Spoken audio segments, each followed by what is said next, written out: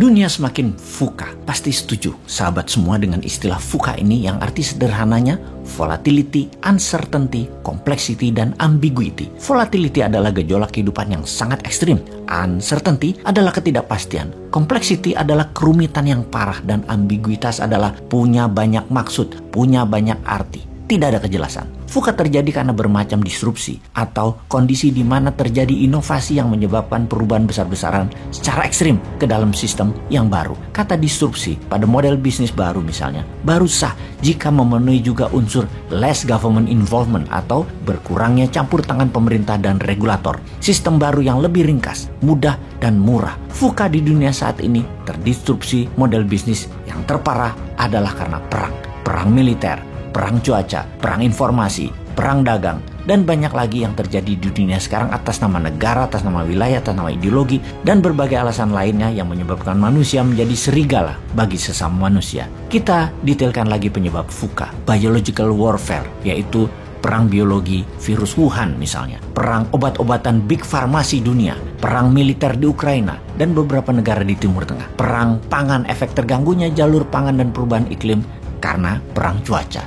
Selanjutnya, kita semua tahu ada 3 gempa besar disrupsi ekonomi terjadi dalam 3 tahun terakhir yang mempercepat banyak hal berubah. Salah satunya karena berubahnya model bisnis, yaitu karena perubahan perilaku generasi digital, yaitu generasi milenial dan zilenial, disrupsi teknologi, dan disrupsi pandemi. Semua ini merubah cara bertindak dan berpikir umat manusia yang harusnya atau biasanya perubahan itu terjadi dalam hitungan dekade bahkan ratusan tahun. Namun sekarang itu bisa terjadi hanya dalam hitungan bulan. Semua bisa bergeser, semua berubah dengan drastis. Di atas semua itu, ada yang harus berubah mengikuti disrupsi dan pengendalian VUCA, yaitu cara bernegaranya. Sekali lagi kita tekankan, cara bernegara harus juga didisrupsi, diubah dengan drastis, jadi lebih efisien, lebih ringkas, lebih taktis. Sungguh akan sangat berbeda cara bernegara ke depan untuk bisa mengikuti berbagai disrupsi penyebab VUCA agar sebuah negara menjadi negara berdaulat, stabil,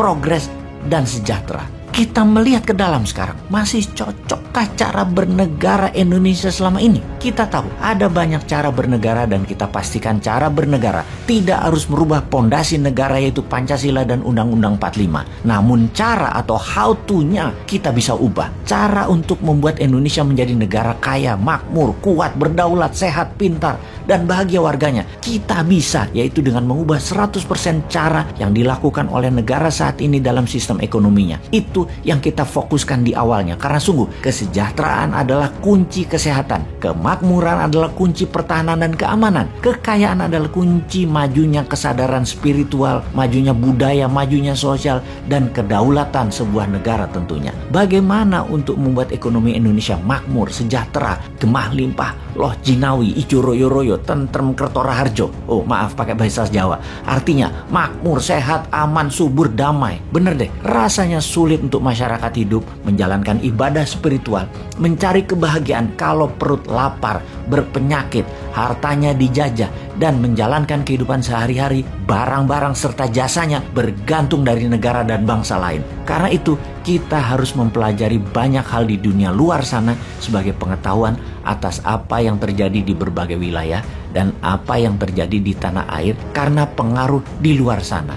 Kemudian menyusun apa yang akan kita lakukan agar yang negatif tidak terjadi kepada masyarakat kita, yang terbaik terjadi pada kita, yang kita bawa keluar sebagai pemain besar dalam global player di dunia, dalam pengaruh positif tentunya. Kita rincikan. Kita tengok negara Nordik. Mengapa mereka kaya? Mengapa dengan jam pelajaran yang pendek, bahkan hanya sekolah 4 hari dalam seminggu yang mulai diterapkan segera, juga tidak ada PR, lebih banyak vokasinya daripada akademinya, dari pendidikan SMA ke bawah. Ternyata membuat masyarakatnya jadi handy, ringan tangan, dan terampil, serta produktif. Kita menengok Inggris, kuat dalam bidang akademi, juga kuat dalam kegiatan ekstrakurikuler yang ditiru oleh India, Amerika, Singapura, Australia. Semua meniru Inggris, cara pendidikan sekolahnya, setidaknya SMA ke bawah.